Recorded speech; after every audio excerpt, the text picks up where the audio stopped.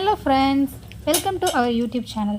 வாங்க அப்பளத்தை வச்சு இன்றைக்கி கலக்கலான ஒரு ரெசிபி பார்க்கலாம். அதுக்கு ஃபஸ்ட்டு கடாயில் எண்ணெய் வச்சு நமக்கு தேவையான அப்பளத்தை பொரிச்சு வச்சுக்கலாம். தேவையான இன்க்ரீடியன்ஸ் என்னென்னா சோம்பு, பட்டை, ஸ்டார் பூ, லவங்கம் 3 எடுத்துக்கலாம். அடுத்தது 2 பெரிய வெங்காயத்தை பொடி பொடியாக சாப் பண்ணி வச்சுக்கலாம். ஒரு பச்சை மிளகா, 2 மீடியம் சைஸ் தக்காளியை பொடி பொடியாக சாப் பண்ணி வச்சுக்கலாம்.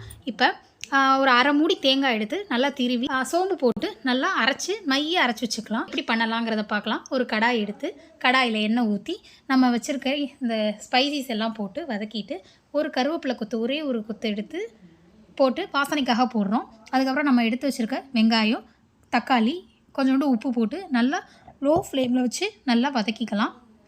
அது கொஞ்சம் ஜூஸி ஆனதுக்கப்புறம் ஸ்பைசிஸாக மிளகாத்தூள் 2 ஸ்பூனு, மல்லித்தூள் 1 ஸ்பூனு, மஞ்சத்தூள் ஒரே ஒரு சிட்டிகை போட்டு நல்லா அதோட பச்சை ஸ்மெல் அந்த அரோமா போகிற அளவுக்கு நல்லா வதக்கி அதை நம்ம எடுத்து வச்சுக்கலாம். அதுக்கப்புறம் நான் ஆல்ரெடி சொன்னேன்ல, அரைச்சி வச்சுருக்க தேங்காய் நல்லா மைய அரைச்சி வச்சுருந்தீங்க அப்படின்னா அதே ஊற்றிக்கலாம். அப்படி இல்லை எங்களுக்கு தேங்காய் பால் தான் பிடிக்கும் அப்படின்னா தேங்காய் பாலாக புழிஞ்சு அதில் ஊற்றி கொஞ்சோண்டு தண்ணி ஊற்றி சும்மா ரொம்ப இல்லை லைட்டாக தண்ணி ஊற்றி நல்லா அதை போட்டு கொதிக்க விட்டோம்னா நல்லா ஒரு மேலே ஒரு மாதிரி நுர மாதிரி திரண்டுட்டு வரும். அந்த திரற அளவுக்கு நல்லா கொதிக்க விட்டோம் அப்படின்னா கிட்டத்தட்ட ரெடி ஆகிடுச்சு.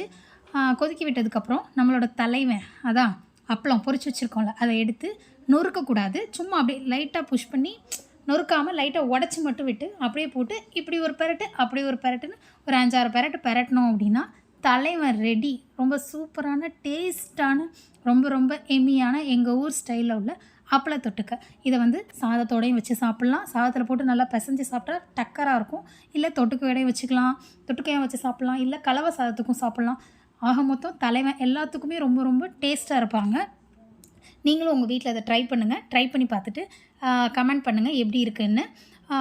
உங்களுக்கு இந்த ரெசிபி பிடிச்சிருந்துச்சி அப்படின்னா நரேன் சாரா யூடியூப் சேனலை சப்ஸ்கிரைப் பண்ணுங்கள், லைக் பண்ணுங்கள், ஷேர் பண்ணுங்கள்.